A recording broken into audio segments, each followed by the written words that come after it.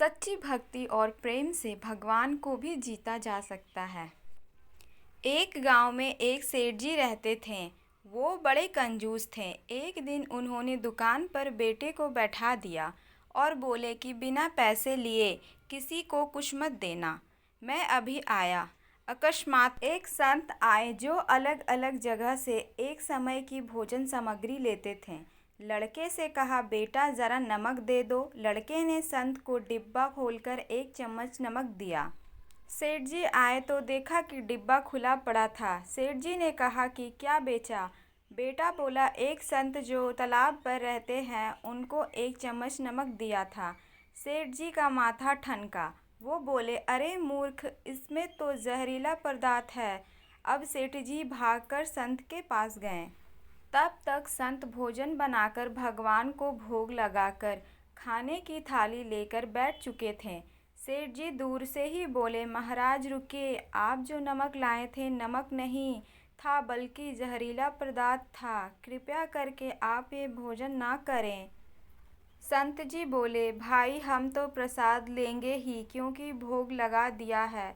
भोग लगाकर भोजन छोड़ नहीं सकते। अगर भोग नहीं लगता तो भोजन बेशक छोड़ देते। यह कहकर संत ने भोजन को प्रसाद समझकर खाना शुरू कर दिया। सेठ जी के होश उड़ गए। वो रात भर वहीं बैठे रहे। सेठ को रह रहकर ये चिंता सता रही थी कि अगर संत को कुछ हो गया तो बड़ी बदनामी होगी। रात में अगर तबीयत बिगड़ी तो कम से कम वैद्य को दिखा देंगे। सोचते सोचते उसे नींद आ गई। सुबह रोज की तरह संत जल्दी उठ गए और नदी में स्नान करने लगे। सेठ जी ने कहा, महाराज तबीयत ठीक है? संत बोले, भगवान की कृपा है। इसके बाद वे पूजा के लिए मंदिर चले गए।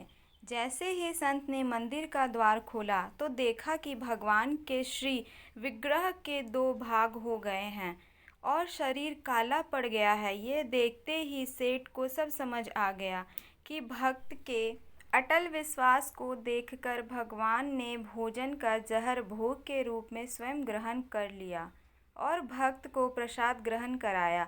इसके बाद सेठ ने तुरंत घर जाकर बेटे को दुकान सौंप दी और स्वयं संत की शरण में आकर भगवान की भक्ति करने लगा। दोस्तों वीडियो अच्छी लगे तो प्लीज़ लाइक सब्सक्राइब करें। Thanks for watching.